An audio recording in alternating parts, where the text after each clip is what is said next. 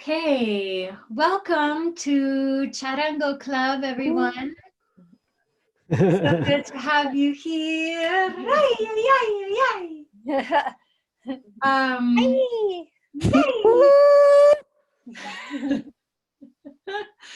So this is our second club meeting. I'm very excited. I'm just so delighted about this whole thing. And I'm excited to dig in today and kind of pick up where we left off.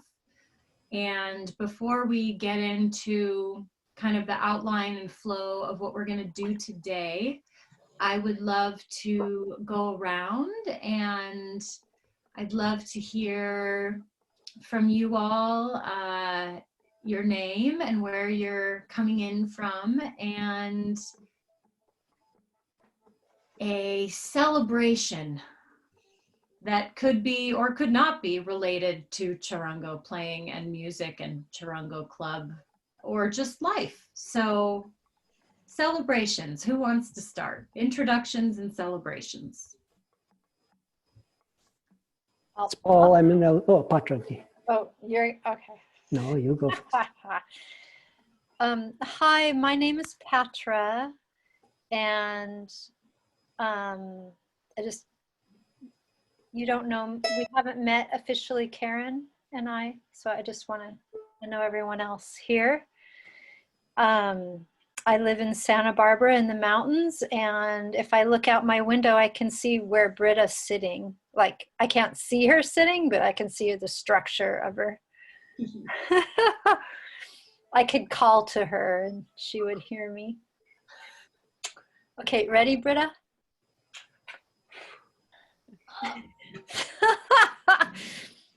And my celebration today is, well, I'm starting the, I'm on my third week of the flight school with Lisa G. And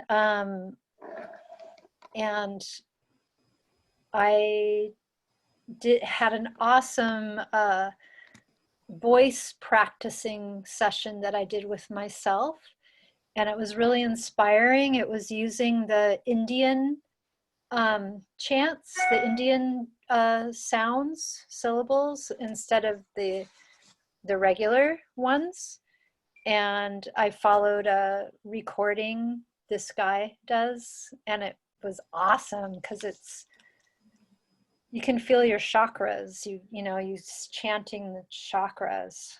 And I'm like, gosh, if I did this every day, who knows what would happen. But I'm feeling inspired about that. And it's such a beautiful day. I just celebrate the spring coming in and things happening, a lot of movement. So it's good to be alive. And I love music. Yay. Thanks, Patra. So happy to have you here. Indeed. Who's up next? Okay, fine. Every time. Go ahead. No, you do, please. Okay. So I'm Karen. I'm here from San Diego.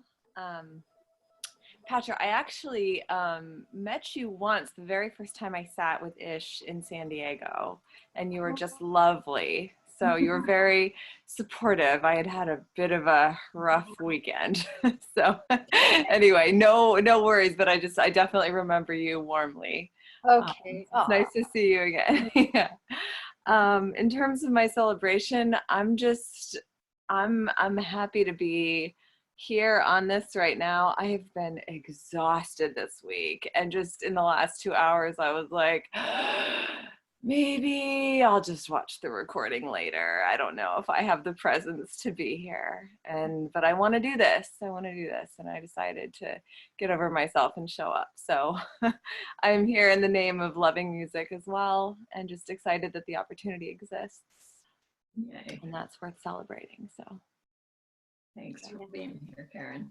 well, thank you.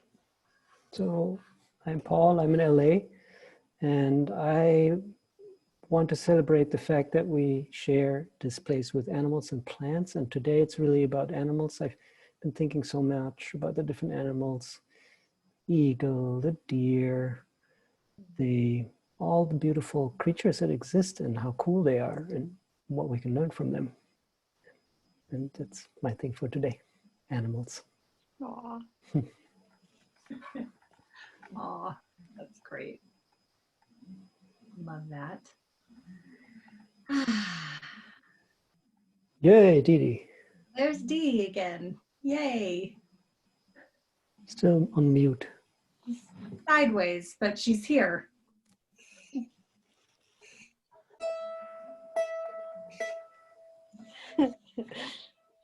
Hi, Dee. Hi. Oh, yeah. We're doing an intro and a celebration. Great. Is it my Yeah. turn? Your I'm turn. I'm Danielle, and I'm happy to be here. And yeah, in celebration of music and learning new things and connecting with other lovely people. Yay. Yay. Yeah. Technology, woo! Yay. I know. It's a grand teacher Yeah. for us all. Mm-hmm. Great. And Dee's coming in from Northern California up in Trinidad. Yeah, Beautiful area of the world. it is gorgeous. Beautiful day today. Yeah. Awesome. Yeah. Okay. So today, so I'll just start by saying, this is our second meeting. So hopefully everyone's watched the first meeting. Some of you were there. So in the first meeting, we covered a lot of just basics, basic tools, kind of basic instrument maintenance, how to change strings, how to hold it, finger placement, full chords versus cheat chords, how to research chords for a song, fingernails, finger positioning. So we did things like that. And we did go over some chord progressions, basic chords, and we learned the song Vuela Vuela. So that's a recap very quickly of class number 1. And what I'd love to do today is go straight into something that I think is probably the next most important thing once you learn a few chords is how to, like, what do you do with the chords? So we're going to go over 3 different strumming patterns today.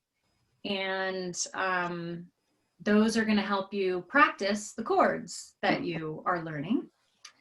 And then we'll do a little more continue on chord study. Last time we went over about 5 of the most common chords. I'm just going to add 1 more chord today.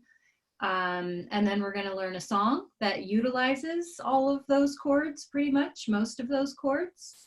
And then we'll do some Q&As, and we'll do a little bit more sharing, and then we'll all go off and have some dinner or something.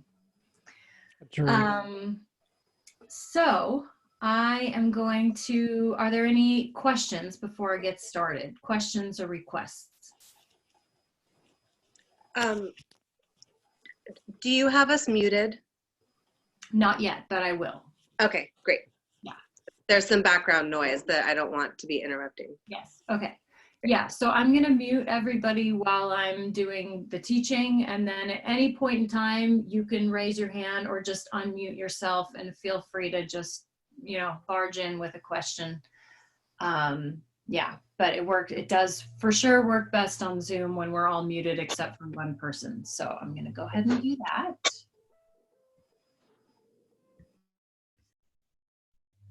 Okay, can you all hear me still? Okay, great. Okay, so strumming patterns. This is a great place to launch from our second meeting, and I'm going to go over 3 fairly simple.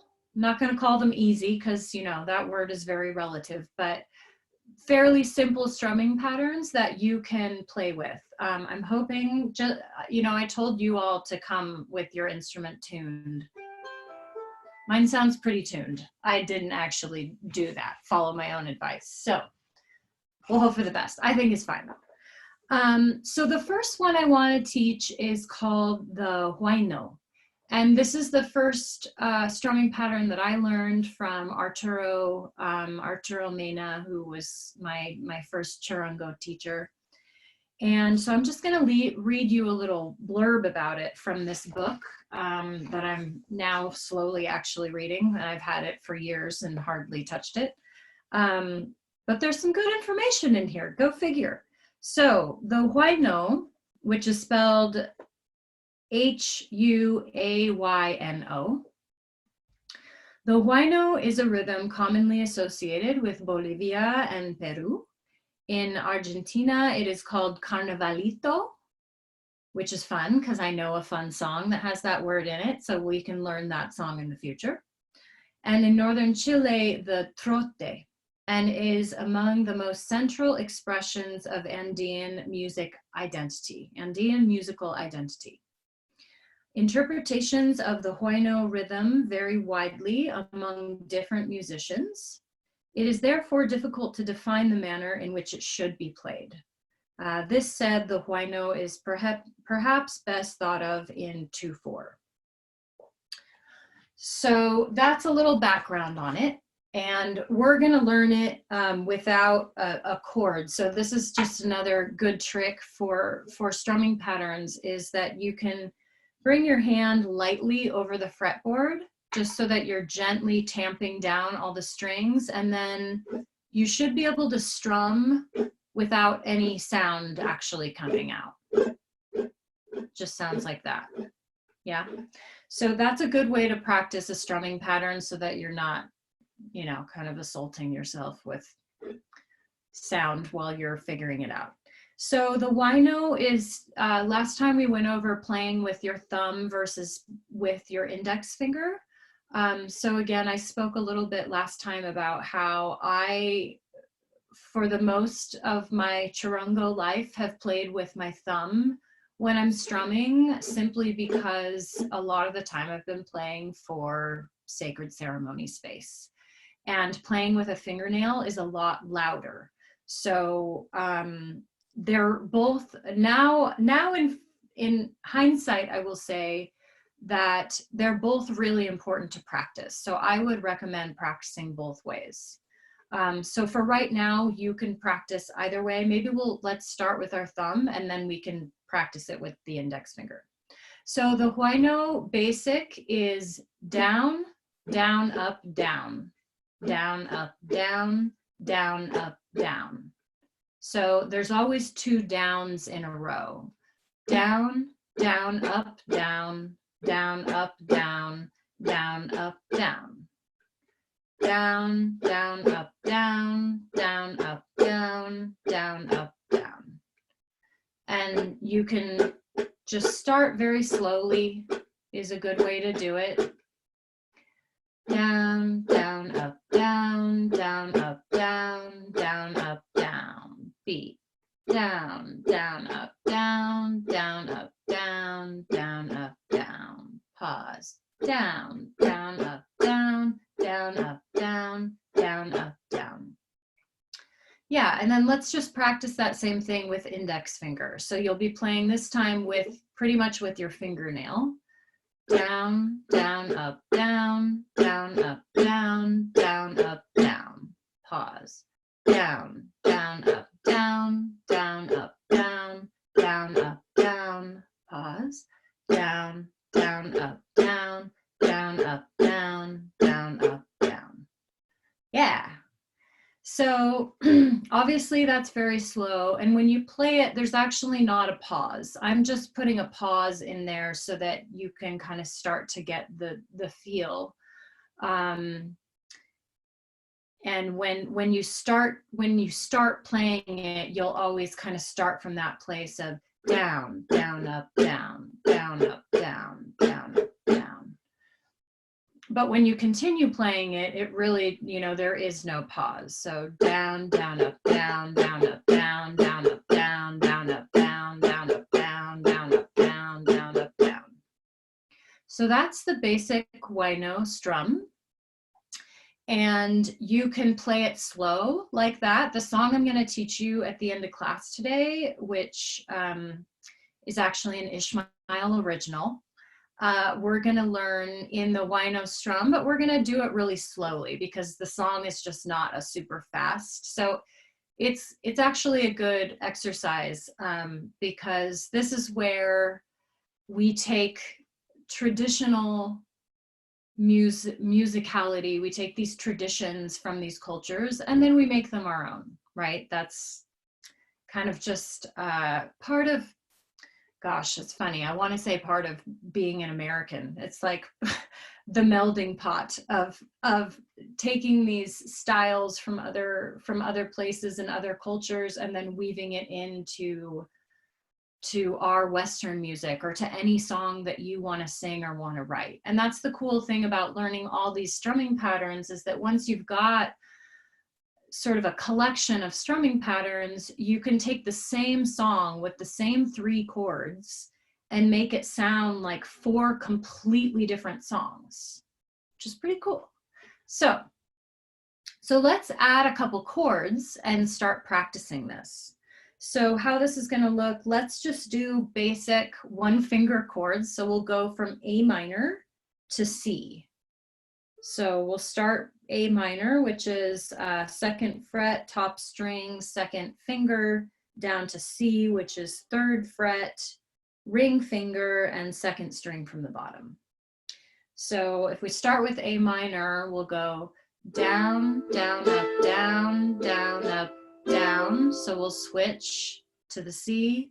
So again, down, down, up, down, C, A minor.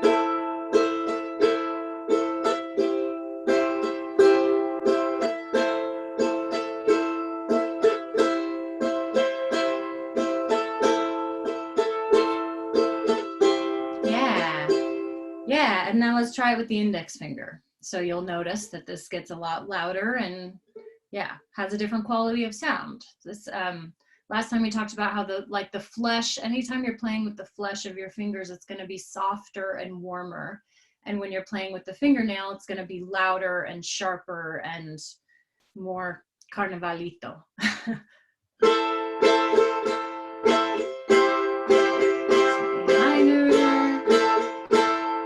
C.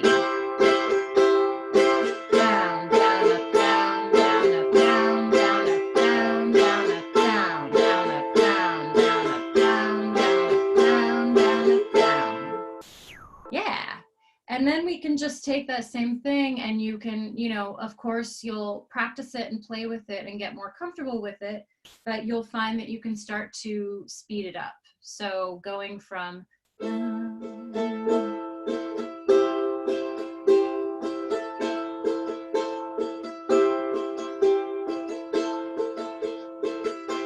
then even faster.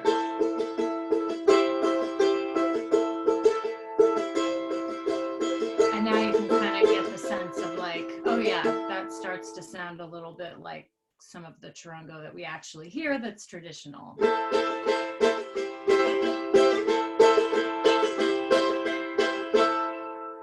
Yeah. So that is the Huayno, and of course you can do that with any chord progression you want, and in any speed you want, and with either flesh of the nail or your fingernail, flesh of the finger or your fingernail. Patra, do you have a question?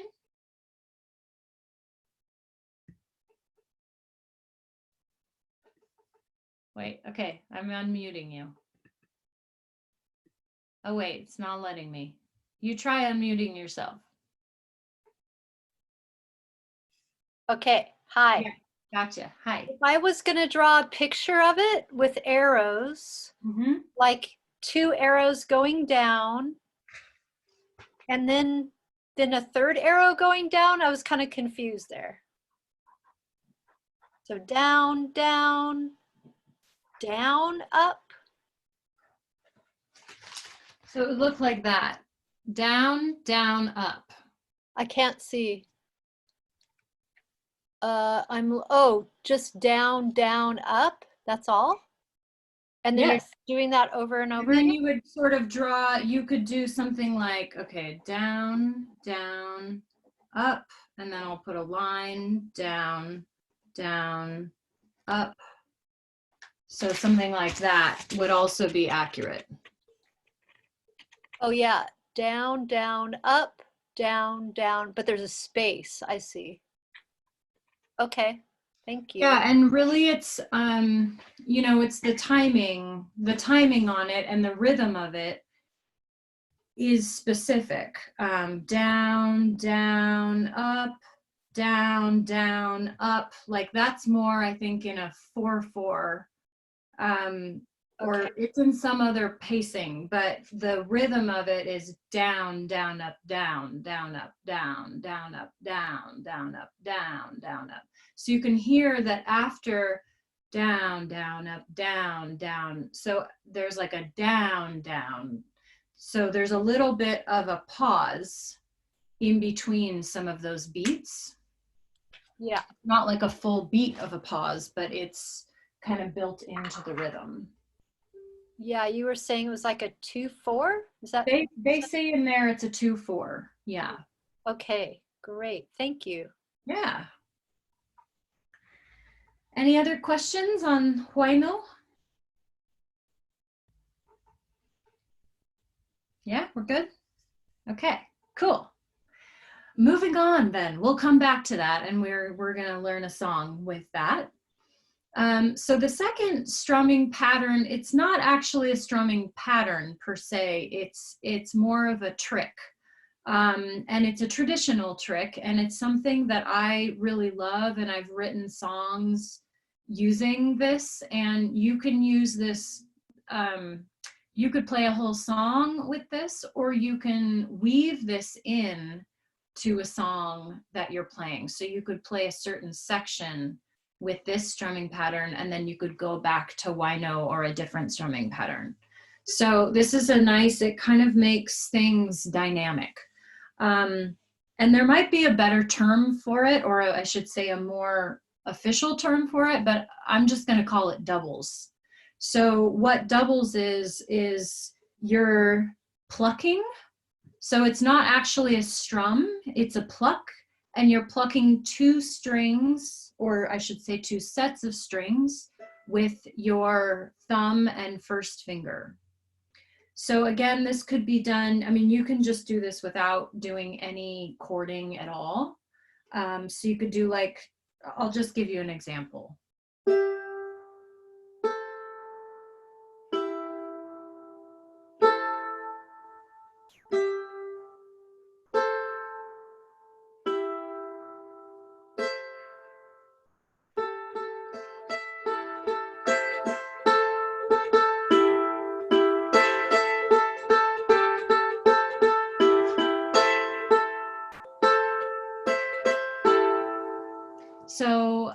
So that's doubles, and it's simple, but it does take some practice, especially if you're weaving it into a song that includes some other type of strumming pattern. But it's really beautiful, and once you now that you are learning about this, now that you're listening, and this is something, so quick mention about our Spotify list. I started a Spotify playlist that's collaborative that we all have the link for. And so, or you can just search your own CharanGO music, but it's a pretty extensive list at this point. And once you start listening, you'll start hearing that this like doubles pattern is used quite a bit. And it's really beautiful and simple. And it could just be slow like that, or you could actually, you'll hear like, yeah.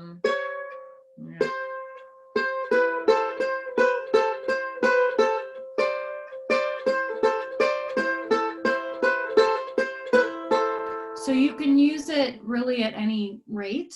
And again, you can use it alone or with other strumming patterns, kind of weaving it in. And it's a really fun tool. And then, so that's just open, but of course you can do it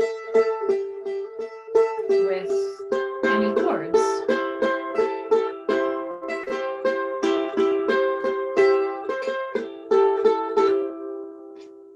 Yeah, so that's doubles. Any questions on doubles? And I'll try and find out if there's a more official name, but it's pretty sufficient, I think. Yeah, we're good? And it's pretty intuitive, right? You don't have to have an exact order in which, right? Okay.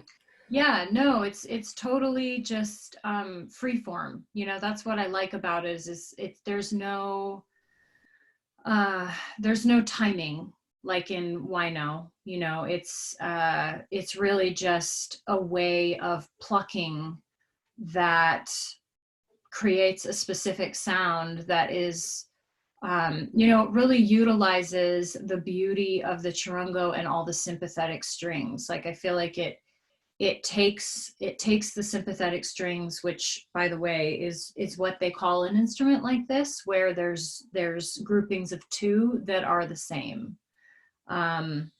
So charango is one. Patra has a really amazing ukulele that's got 8 strings, and it's a sympathetics also. So I like the doubles because I just feel like it really plays off of the sympathetics. That being said, Ben also has started to, like, he and I play around with a lot of these things together, and he also uses doubles while he's playing guitar, which is awesome. So it's just a great strumming technique or plucking technique that you could use on any stringed instrument. Yes, Batra Mama. Yeah. So what it's Paul, it is really intuitive. And then what I was going to say is that I find, so let's say I'm doing the A minor. So then I'm favoring plucking the string where the A minor is, right? And Yeah. and it's fun because then it's like,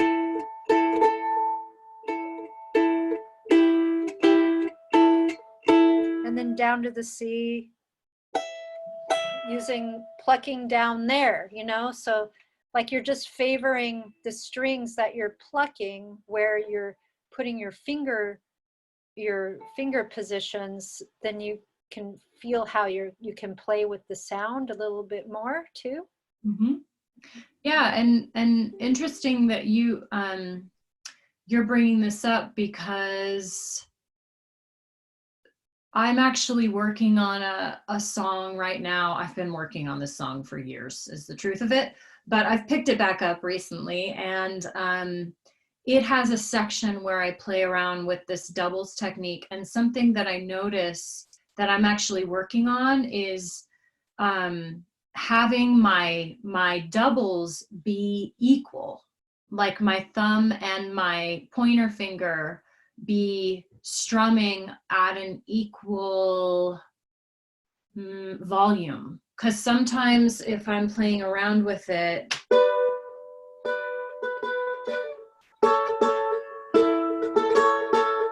so like sometimes I can hear one string a lot louder than the other. So that's also a good practice to notice, like if I'm plucking harder basically with my thumb than I am with my pointer finger, then the string that I'm plucking with my thumb will be louder and more dominant, which sometimes might be a good thing. But for this song I've been working on, I've been noticing like, oh, I don't want that sound to be dominant. I want both of those tones, both of those notes to come through equally. So that it's also a good kind of balance and a good challenge, as you start to get more and more comfortable with it, you'll find like, oh, I can totally hear the string that my thumb is plucking, but I can barely hear the index finger one. So how do I get a more even tone from both fingers? Yeah. Cool.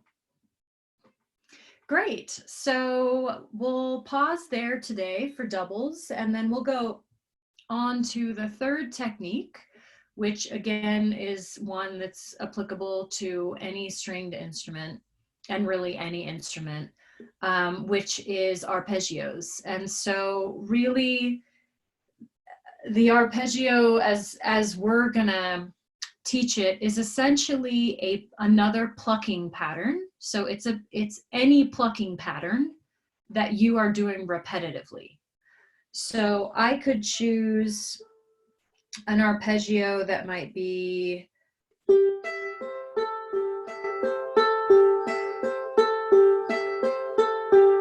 I'm just doing the same thing over and over.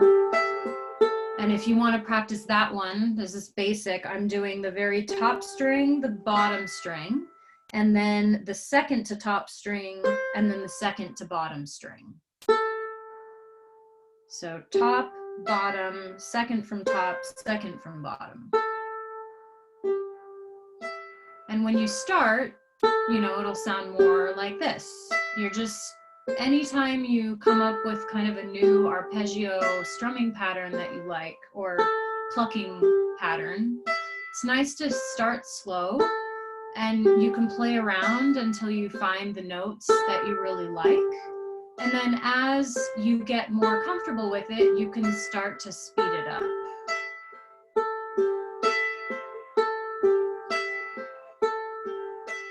So this is such a great technique because it's really good for two things. It's really good for the brain because it's forcing us to basically create a neural pathway that's like 1 5 2 4 1 5 2 4 1 5 2 4 1 5 2 4, and then you might, you know, every so often 1 5 3 4, and then you're like, wait, that's not what I meant to do. So it's really great practice, and you could come up with any pattern you want. It doesn't have to be 4 notes. It could be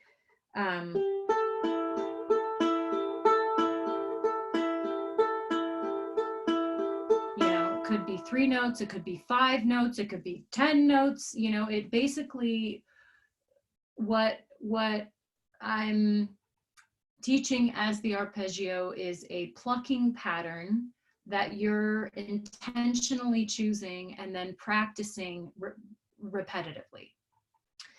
And then once you've got the pattern that you like, then, and once you really start to get it into your brain and create that new, that new groove in the record where you can actually just do it over and over again, then you can start adding chords to it. So that same one that I was doing before,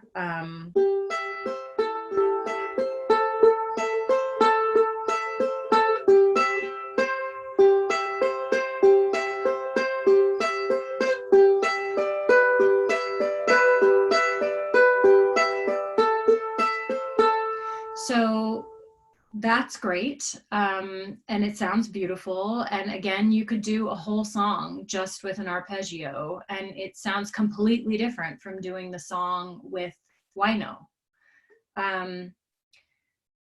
There was something else that came into my brain, which was the second thing that it's good for is dexterity. So it's also really good practice to be a little bit disciplined with ourselves when we're practicing this, and actually get to the point where I can do the arpeggio without hitting other strings unintentionally. Now, the nice thing about a charango is that it sounds beautiful all the time. So pretty much it's hard to make it sound bad. And when you're doing an arpeggio, you know, it's okay if your finger hits another string. However, I will say that this is a really beautiful devotional practice, is working on a specific arpeggio and really being disciplined with it so that you can play it without hitting another string. Because you might find something, let's see. Yeah, so there's this song that Ben and I play where we do the whole thing in like kind of a fast strum, and it's a really driving rhythm. And then we get to this one part and we kind of take a pause, and then I just do it alone with an arpeggio, and it's the same chords we've been doing, but it totally changes the vibe, and it sounds more like,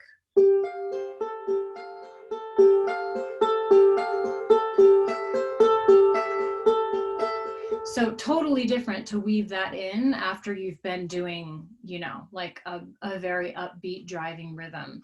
And it also, it's so effective and potent because it switches the mood so much. So for that particular song, I really practice that arpeggio because I really don't like it when I hit the other strings unintentionally. Like it kind of is like, meh. I need more practice on that. So I see it as a really beautiful devotional practice. It's kind of like working with a mantra, that it's repetition, and it's really just bathing yourself in the sound, and it's working our brain waves and our neural pathways, and it's also really helps with building skill in our fingers and building dexterity, so that when you want to hit 1, 4, 2, you can without accidentally hitting 3 or 5 on the way. Any questions on arpeggios? Yes, Danielle. You're muted.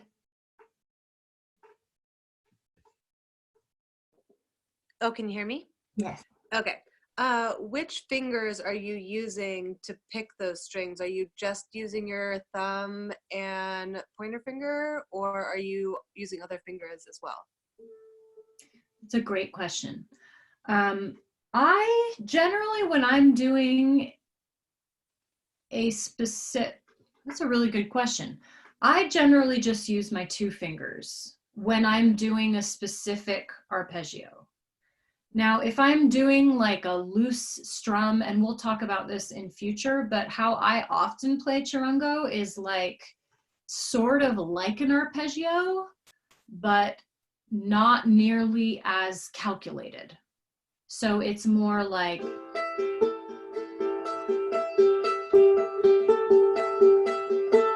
so something like that, where it sort of sounds like it, but it honestly doesn't really matter what strings I hit. And when I play like that, I might use my middle finger sometimes, and it's good to practice.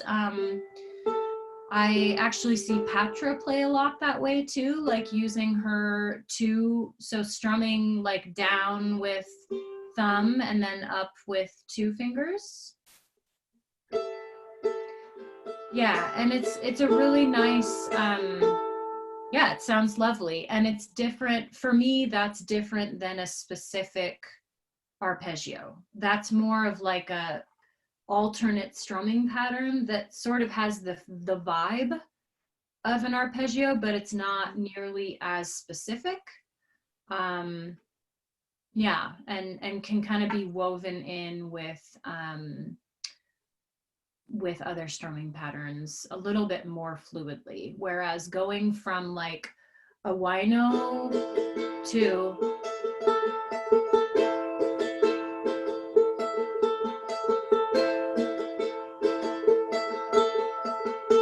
so you can see there that that's not precise at all. But if it were, it would have a specific sound to it. So yeah, so for me, when I'm doing a specific arpeggio, it's usually these 2. You could certainly do one with both of these fingers if you wanted to, if you practiced it. And it's a good question. I'm not sure how what the standard might be, like somebody who's a master charanguisto or even guitar player or any other string might have a different say on that. Okay. Hey, Britta. When in your version of Voila Voila that you posted on Facebook, were you kind of doing a hybrid? Because it seemed like you were something like that. So at some point today, would you be able to sort of slow that way down and show us if that's the same thing? I'm sure I was, because that's, I mean, much of the time, that is probably the strum that I use the most, is what we will call the hybrid. Thank you, Karen. That's a good name. Yeah, it probably is the hybrid, what I use most of the time. And so the hybrid is not specific. So I'll just say that about it so that that's clear, is that it's not, if you're looking for like, how do I play that? It's more of a loose noodling around where you're gonna experiment with it. But in general, you're using your thumb. And then I guess generally what I do is I have a downward stroke with my thumb, and then I'm doing some sort of upward plucking or stroking, or combination of plucking and stroking with my pointer and middle finger. So for Vuela Vuela, it might have been something like that.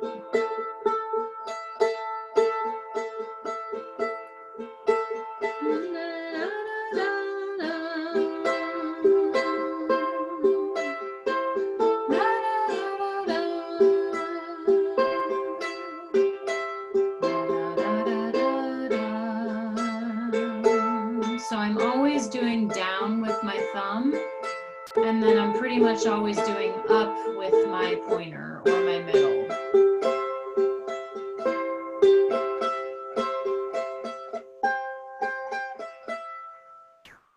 Okay, thank you. Yeah, is that helpful? Yeah, that's perfect. Okay, great. Patra, do you have anything you want to add to that?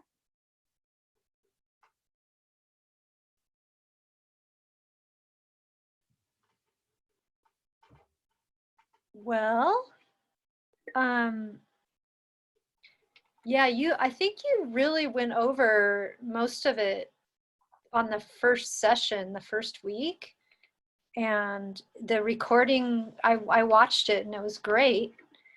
The one thing that, I don't know if you were gonna add this today, Britta, but how you can take your fingernail, your pointer finger, and do this. So you're just hitting, you're just rubbing your fingers on the strings with your fingernail and doing this. Yeah, I wasn't, but we could. We could. It's an easy one to add, and it's another very simple strumming tool. So yeah, totally. That's the index finger nail. And just as Patra said, you're basically, now I will say that I have never even come close to mastering this, because when you see like people who are really charanguistas proper, it's, you know, and Arturo attempted to teach me this. It would take much more practice than I've given it, but it's like loose, you know, if you watch a really amazing master CharanGO player, they're basically doing this, but like with their fingernail, like on the strings, and it sounds good. Like I just can't quite wrap my mind around it, but I do my own version of it. And yeah, it's basically, and you can do the chords. And that's another fun strumming tool that you can weave in. Like if you're playing a song, and let's say like in Vuela Vuela, if I played the whole song, so I did the whole thing,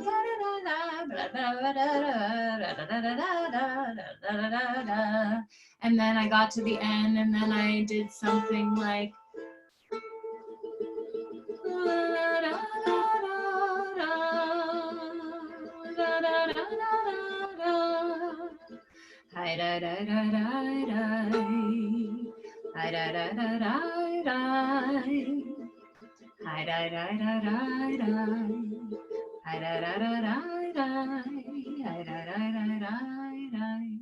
so you can weave it in like that, and that's usually how it's used traditionally, is it's kind of woven in at the beginning of the song or at the end of the song, or both, or maybe for an interlude in the middle, to just to create that dynamic effect, to mix it up, to bring something totally different into the mix. Yeah. I also have seen another version of that where they use the knuckle like this, and it's supposed to have the other fingers out, but I can't do that. So for them, it looks like this, but I will do it like this. And sometimes I feel I have more control, but of course it tears up the skin here. Right. I do Oh feel yeah. sometimes it's a little. That would give you some interesting effects on your hands pretty quickly. But yeah, in some ways it's, you know, it's kind of like that thing of fingernail versus flesh too. I always feel like I have more control when I use the flesh of my fingers versus the fingernails. And maybe that's just because I have not practiced with the fingernails as much. But it's something to play with. Yeah, Patra, yes, I think that is how you spell arpeggio, but you could easily type it into Google and Google will tell you, but I think that is correct. Cool, so let's see. So I wanted to go over one chord that we didn't go over last week. So last week we went over A minor, we went over C, we went over F, we went over E minor briefly, and then we went over D, which was a lot. We did a lot of chords last week. It was more chords than I intended to do, but y'all were game for it. So the one chord I'd like to add on to that today is an A major chord. And then I've got another sweet song that I can share and teach that will use all of those chords. Well, yeah, most of those chords. So the E is, now this is a great study in major chord. What do I want to say? It's a good study in cheat chords versus proper chords. So Arturo taught me the cheat version of the E, and I have been playing it that way for 6 years or however long I've been playing this instrument. So the cheat version of the E is your two pointer middle finger on the second fret on the second string from the top and the second string from the bottom. So the second and fourth strings. Now, if you're familiar with, if you play guitar or you play other things, yeah, that's correct. You will hear that this doesn't really sound like an E major chord. It's really pretty, which is why I use it. It's got one of the same strings as an actual E major chord. So it's a little bit of a variation, but I find that for most songs, like when I'm playing with Ben or with Patra or with anybody, if they're playing a song that has E in it, I can use this and it sounds beautiful. Does it sound exactly the same? No. And so in preparation for this class, I actually did my research and I found out what a real E major chord is. And I realized why Arturo taught me the cheat version, because the real version is a little trickier. So, but I think it's great to know, and I am going to start practicing it, and I am going to teach it to all of you so that you can practice it too. So this is the cheat version. And then the real version is that your middle finger stays where it is. Your pointer finger is going to come to the top string. Let me make sure I have this right. Top string, first fret. Yeah. So first finger, top string, first fret.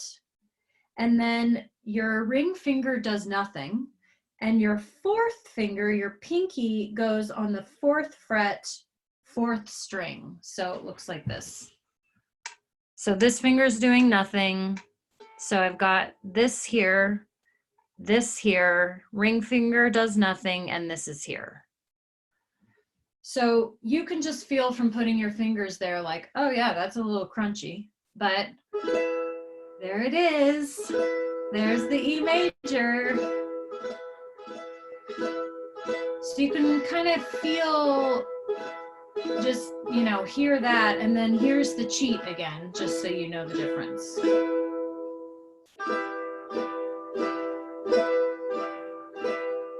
And then back to the regular.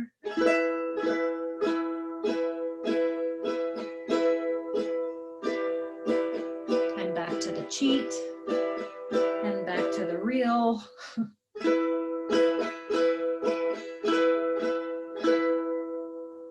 So I will also mention that good practice when you're working on these chords is to make sure that your thumb is directly behind, usually, you know, kind of directly behind your middle finger. So when you're playing, you want your thumb to be supporting your hand sort of straight on. And I know this is good general rules about playing guitar, playing stringed instruments, and something that I have to continually work on catching myself is, especially when I'm learning new chords, and especially chords that really stretch my fingers into weird positions that I'm not used to, my thumb can sometimes creep up the neck, and then it's just harder. So just something to be aware of is thumb placement.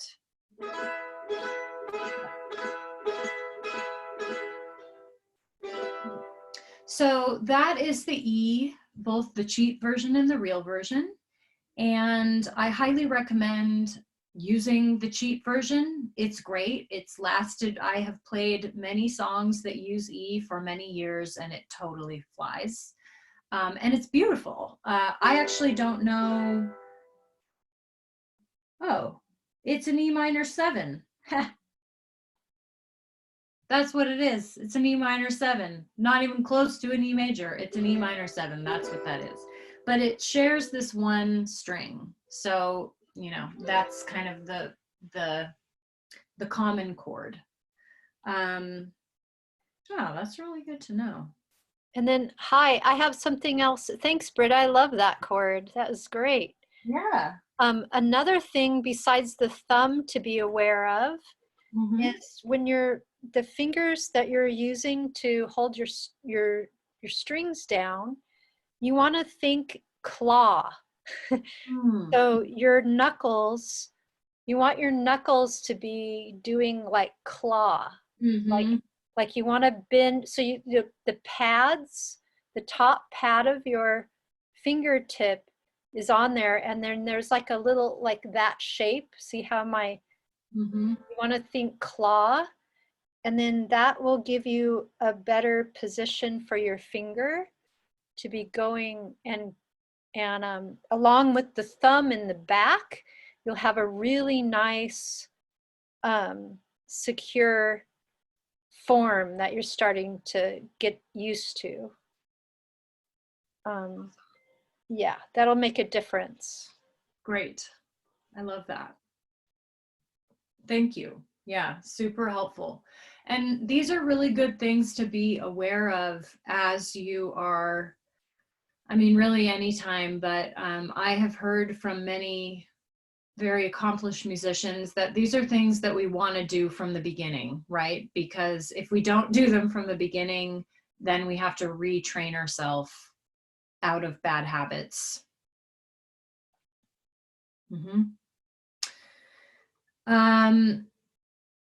So one other, let's see, I'm feeling like the song I was going to teach is a little ambitious for the fact that it's already 7 o'clock.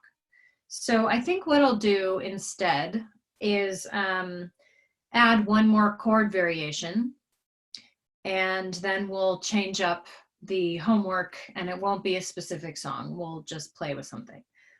So this is really cool to know that this is an E minor 7. And a chord that I use often is actually what I always thought was an E minor 7, which is this exact same thing, except lift up your pointer finger. And so you just have your middle finger on this second string from the bottom second fret. It's such a beautiful chord. It's just, I love it so much. So I always thought that was an E minor 7. Now I'm learning that actually add that pointer finger, that's a proper E minor 7. But even I have a song that I wrote that really plays on these two chords just together.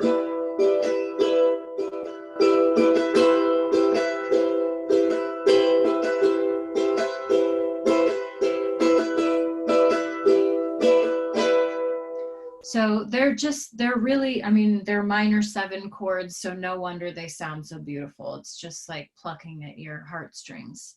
And I really love just this one variation down here, this single finger.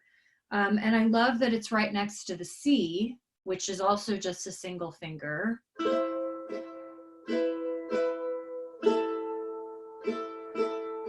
And for those, well, all of us are familiar with Ícaros, so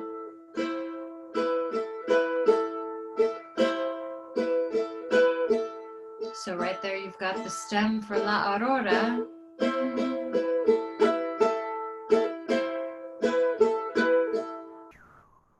So these two together are lovely, and they're just so, I love that they're really easy and really accessible, and so using them just in playing around or in songwriting or in doing arpeggios is a great tool, and I've used them together a lot, and I use this single finger E minor 7 a lot, and then I also use this full E minor 7 a lot that I now know is an E minor 7 and not an E chord.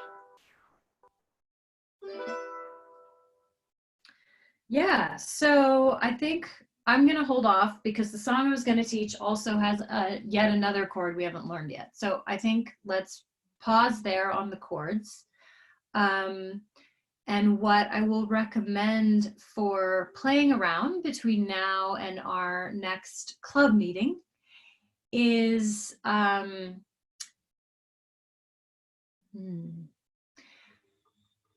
play with, well, all of those variations, the strumming and the plucking patterns. So we went over the wino, the doubles, the arpeggios. We also went over the fusion. Is that what we called it? Hybrid. Hybrid. Like a Prius. Okay, the hybrid. The hybrid, and then we went over this thing, which I don't know what it's called. But that's, you know, that's kind of a fun accessory. I would recommend playing with the wino, the doubles, the arpeggios, and the hybrid. And what I would recommend is finding a chord progression out of all the chords that we've learned so far that you really like. And it can be simple. It could be 2 chords, it could be 3 chords, it could be 4 chords. And then practicing those different strumming and plucking patterns using those chords. So let's say your chord progression was A minor, F, C, C minor 7. So you could do that with the wino,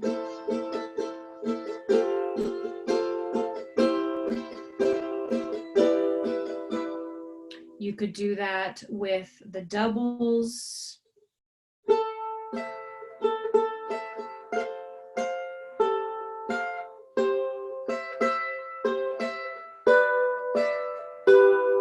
and you can hear as I'm doing that, I'm putting, like, I'm just making a rhythm up. I'm just finding something that's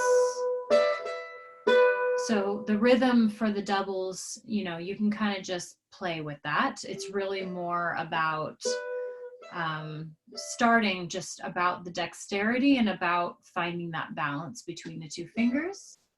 And then the arpeggios. So same thing. It could be if we did the same arpeggio we practiced earlier.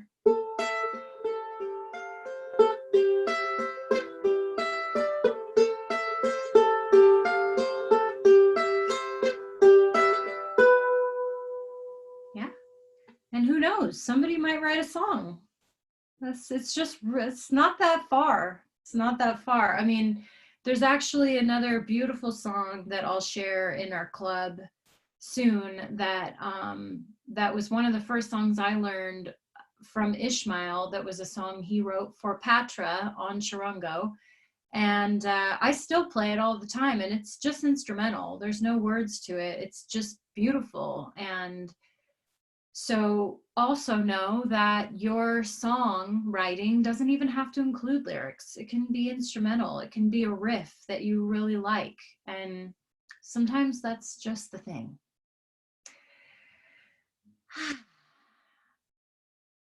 I'm going to stop there and open it up for a couple minutes of Q&A, and we'll just do this for a few minutes, so we'll aim to have us off by 1:15. So does anyone have any questions on any of that or on anything?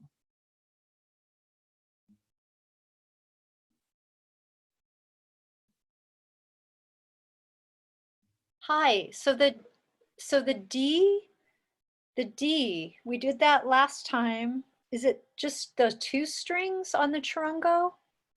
The 2 strings is the cheat.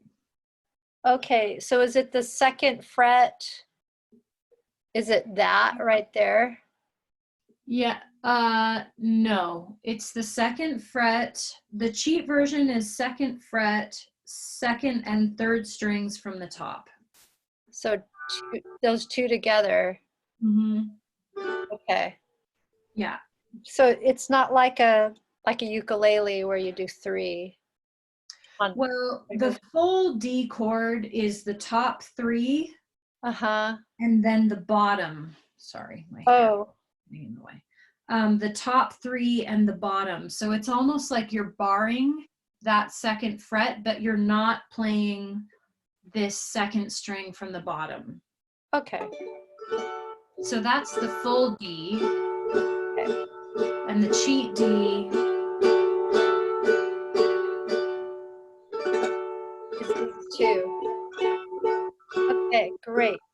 it's subtle, and you know, again, I like the cheat. It works well for me, and you can always practice both. Yeah. Any other questions? What's this one?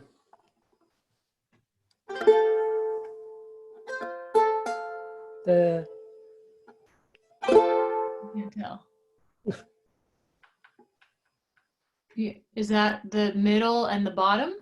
It's the very bottom and then one off and then another one on. Yeah, that's an F. F, right, okay. Mm-hmm. Yeah, and that is also a cheat. That's a cheat F, but it works well. Yeah, and actually I think last week I told you guys and gals, that Arturo just taught me just the middle finger as a cheat F, which is also beautiful.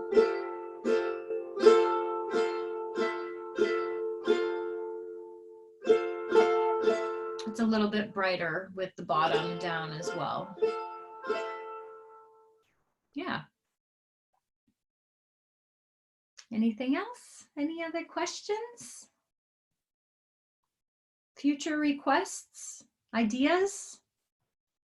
I just wanted to share that I'm practicing Agua de Estrellas, and I'm doing it in the A minor chord progression instead of it shows in the Munai songbook. it's the alternative chords is in the A minor as opposed to D, and I'm really liking it a lot. And it's all the chords we're going over right now. Awesome. So that's pretty cool. Great. Yeah. So the Moonai songbook, for most of us, we don't have it. Oh. So Patra, maybe you would be so kind to take a picture of that and post it in our Facebook group? Yes, or I'll have, I'm not, my phone's not connected Oh, yeah, to you don't have to do computer it yet. right now. Okay. But Yeah, at so I some will point- do that. Mhm. Yeah, that would be great. And then I've also wrote myself a note. The Moonai songbook,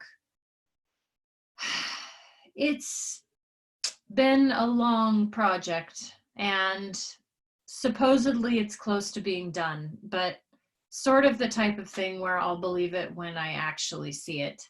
It is closer than it's ever been.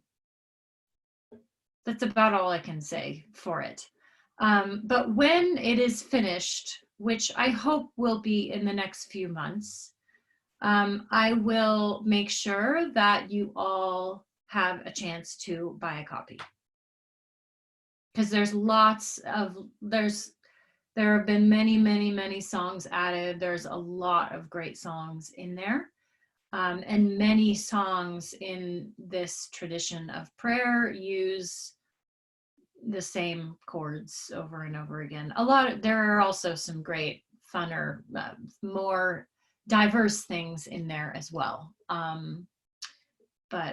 Yeah, I will make sure that you all know that that's happening when it happens. Okay, great. So I think let's call it there for the day. I'd love to go around and maybe just say what your biggest takeaway from tonight's club meeting was.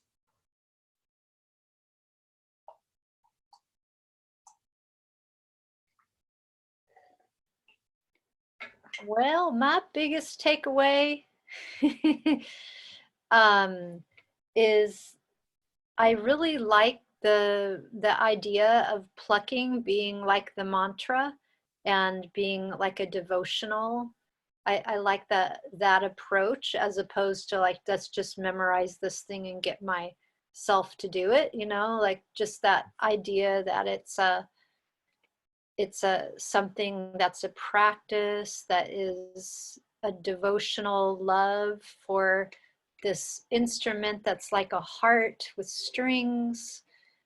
And that feels really super sweet to just keep bringing that kind of energy in to building a relationship with this instrument. Yeah. Awesome. Yeah, I want to second that because for me, the arpeggiating is like a challenge because my brain doesn't do it that well. But I like what you said and probably will work better that way, but we'll see. Yeah. Thank you. Very inspiring. Thank you.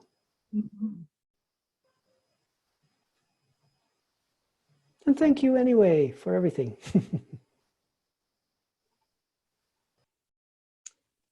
I really appreciate just having the opportunity to connect with other people and learn new things and be inspired to keep picking up this instrument and keep practicing because it tends to get lost for me sometimes. Yeah. Thanks, Dee.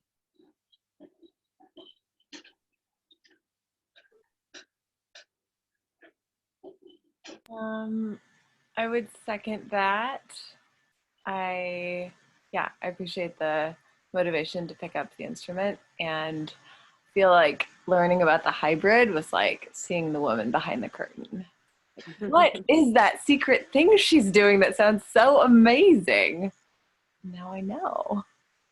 So I'm excited. I know, and the great thing is that the hybrid is really like the least technical. Yeah, but it sounds so great. I love the mix of the sound between the strum and the finger picking. Yeah. Yeah.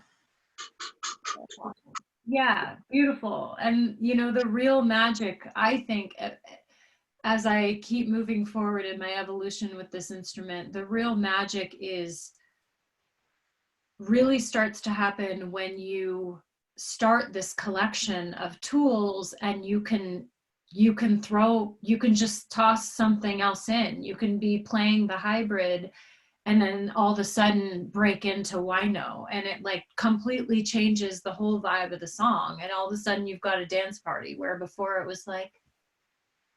So it's really these, you know, I really do think about all of these.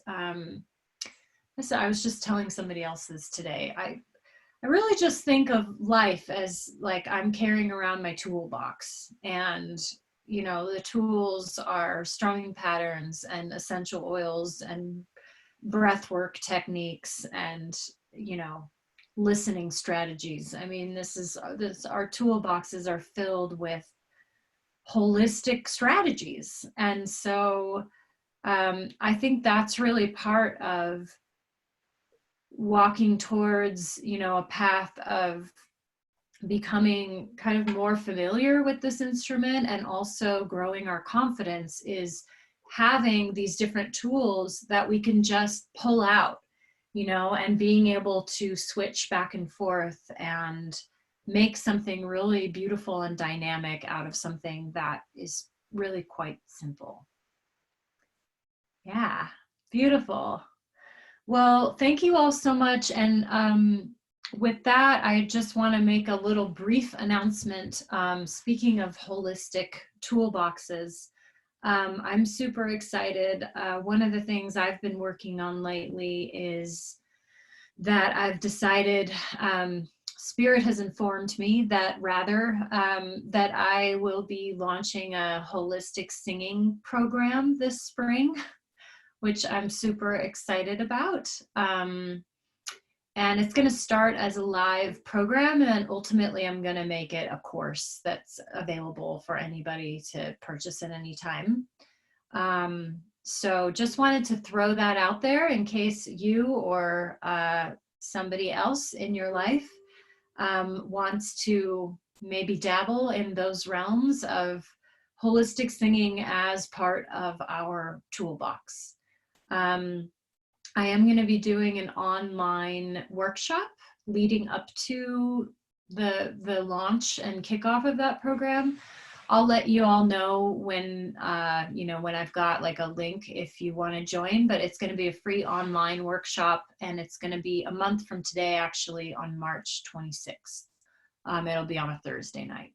So I'm excited about that, and just really delighted that the music, all the beautiful overlapping music communities, and love that Patra, you're in flight school with Lisa, which for anybody who doesn't know, that's the song leader program that Lisa puts on. Yeah, and just love all the weavings that we're all doing together. So have fun with all of this information. And the very last thing I'll say, which I had on my list, which Patra sort of wove in, and Paul too, is this idea of devotion, you know. And I've been thinking a lot about discipline, like the meeting of discipline and freedom. I feel like that's really the equation to mastery. If you think about people who are absolutely on that path, like they've got this beautiful balance of discipline and lightheartedness and joy and flexibility and freedom. So something that I really recommend for myself and for all of us is to find the place in your life where you can be devotional with your music practice. And that could even be 10 minutes a day for 5 days in a row. You know, it can be small and really doable. And then it could be, you know, a month straight of practicing every day for half an hour. So it can be anything that you want to make it. And I do find that putting in some sort of structure or sacred discipleship for ourselves is really helpful in actually seeing the needle move in building our skills and building our confidence. So that's all I got.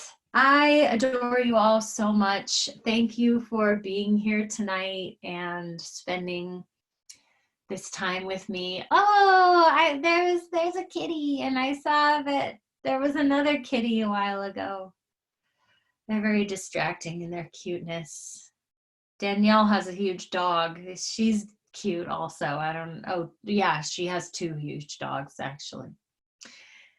Animals, we love them.